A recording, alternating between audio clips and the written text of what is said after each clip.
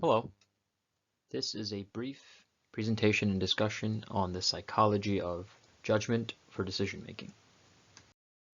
To start the discussion with a quick agenda, the following presentation will summarize these three articles shown on the screen. These articles mainly concern around the field of decision making and models that help us represent how humans make decisions. And I'll conclude with some of the learnings and overall key takeaways from each article. Article 1 starts off with a heavy emphasis on how decisions are everywhere for humans. They must choose what to dress, what degree to declare in college, who to spend their life with, and these are all decisions that must be made on a daily basis. But before we dive into how humans make decisions, it's important to highlight the beginnings and history of decision-making theories. In the 1950s and 1960s, Ward Edwards and Herbert Simon introduced contemporary economic theories to the field of psychology for the first time. Simon asserted that people don't always select the best decision, given that the alternatives are constrained by cognitive capabilities, for example, memory. Because they are constrained by their limited time, knowledge, and processing power, people who select the good enough alternative satisfy rather than optimize the decision. The next step was taken by researchers like Daniel Kahneman and Amos Tversky, who showed that people are not only constrained but also inconsistent in their preferences, making them illogical. They focused on a number of biases and fallacies by describing heuristics that individuals frequently employ in response to challenging questions, such as, what percent of long-distance relationships fail? Their research created a field of study that is focused on asking people lottery questions to understand the underlying behavior of human decision-making. A more contemporary approach to how judgments might be influenced by two fundamentally different processes, such as intuition or effect in thinking, is the emotion versus reason debate. Seymour Epstein and others have made an effort to explain how a choice made based on impulsive or emotional judgments should be distinguished. Impulsive is usually dominated by the need for quick selection, and rational thinking usually happens when an individual values the outcome at the expense of time. The following slides show some of the common heuristics and biases that people fall victim to, as studied by Daniel Kahneman and Amos Tversky. The first heuristic, the representativeness heuristic, is the tendency that people judge probability by similarity. To elaborate, when an individual is identifying an object's category, they are likely to rank how similar that object is to each category, even when they may not relate at all.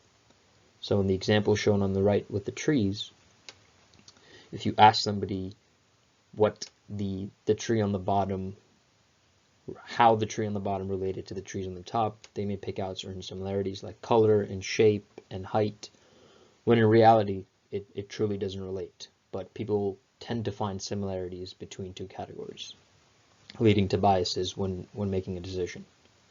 The second heuristic, the availability heuristic, is when people tend to misjudge the probability of an event based on memories or experiences. When thinking about car accidents, people who remember more car accident stories will assume there's a higher chance of car accidents. Like shown in the diagram, the information that one possesses is often heavily used when making a decision, and we believe that information to be wholesome. The third heuristic, being the anchoring and adjustment heuristic, is the tendency that people estimate a value based on an initial value and will adjust accordingly. For example, people assume 1 times 2 times 3 times 4 times 5 times 6 times 7 times 8 equals 512 on average. But when asked what 8 times 7 times 6 times 5 times 4 times 3 times 2 times 1 equals, they tend to assume that equals around 2,250 on average. In reality, that equation equals 40,320. This highlights the anchoring effect. As you can see on the right as well, the person thinks that value of the mug is more than it is just because of the comparative price that it had been at one point. In the second article, different types of computational models are discussed. And in the world of decision making, computational models are analogous to the new kids on the block.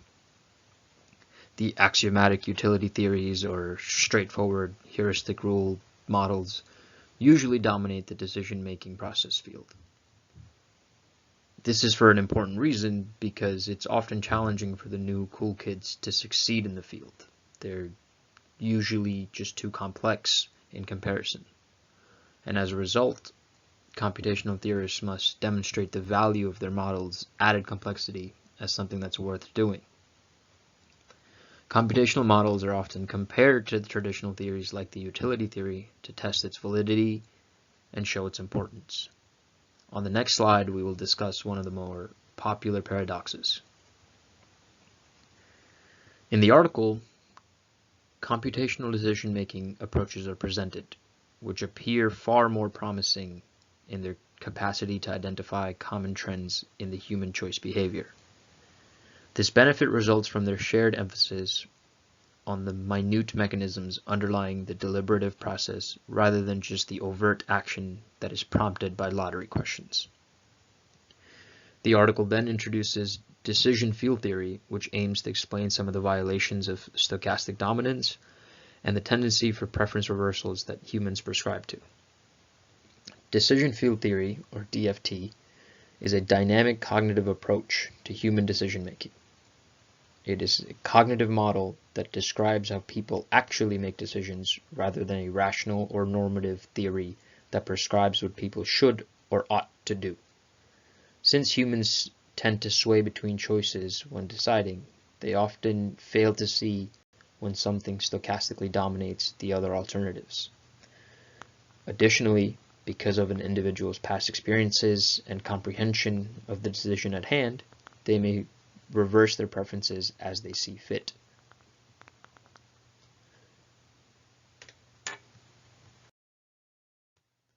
The following slide shows an example of the Elias paradox.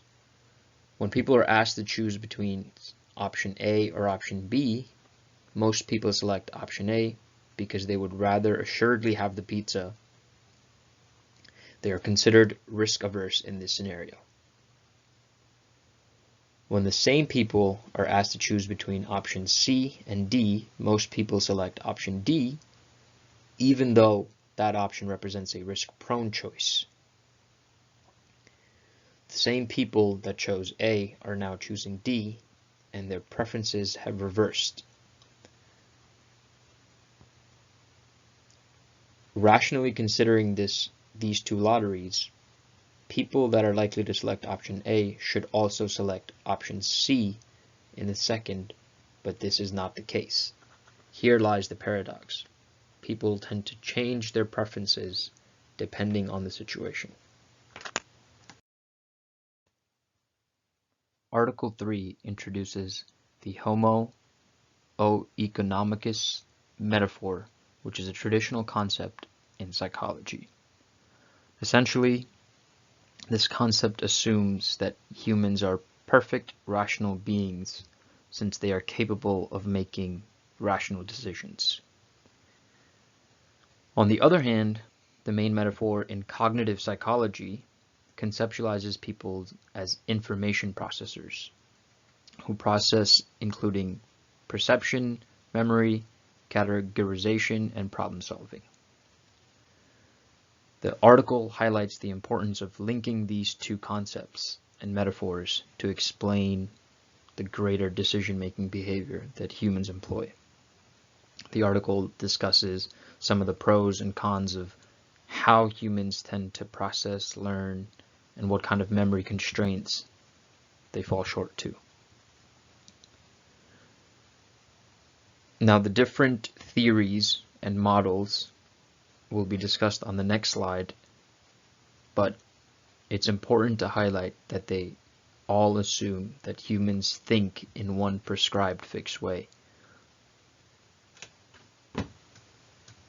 Most decisions have various components and attributes, and the more complex it is, the harder it becomes to converge to a choice. The following flowchart breaks down the 4 common cognitive models presented in the article when it comes to multi-attribute judgment. The most simple kinds of models are the rule-based models, which most people are familiar with. These types of models involve simple rules like how much is option A better than option B. Typically, options in these models are easily quantifiable, and there's often a clear winner.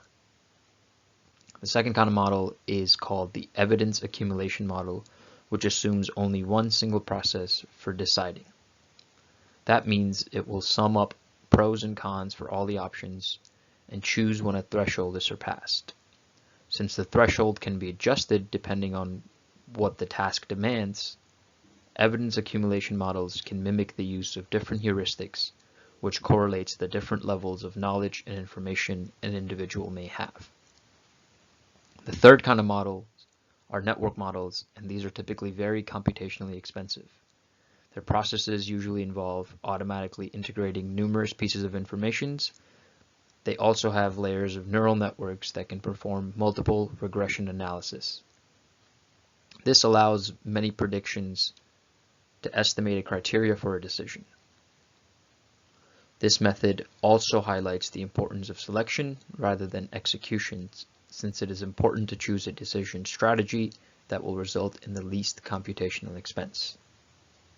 The fourth kind of model are exemplar-based decision models, and they store past instances of options and choose decisions based on those experiences. With this kind of model, there is a heavy emphasis on how much it can learn. If the model is faced with many decisions and indexes every choice it made for every decision, it will in theory improve at making the next decision, similar to how a human may learn. In conclusion, it's important to understand that perfectly modeling human decision-making process is nearly impossible. But one shouldn't have such a pessimistic view.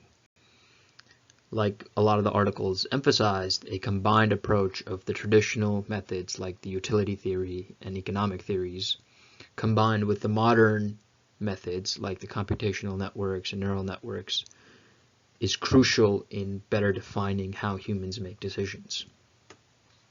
Additionally, it's also important to take note of some of the biases and shortcomings of our own thinking style, and why we often satisfy rather than optimize, as Simon suggested. And finally, since our own cognitive computation is expensive, it's sometimes okay not to always pick the best choice. Thank you for taking the time to listen.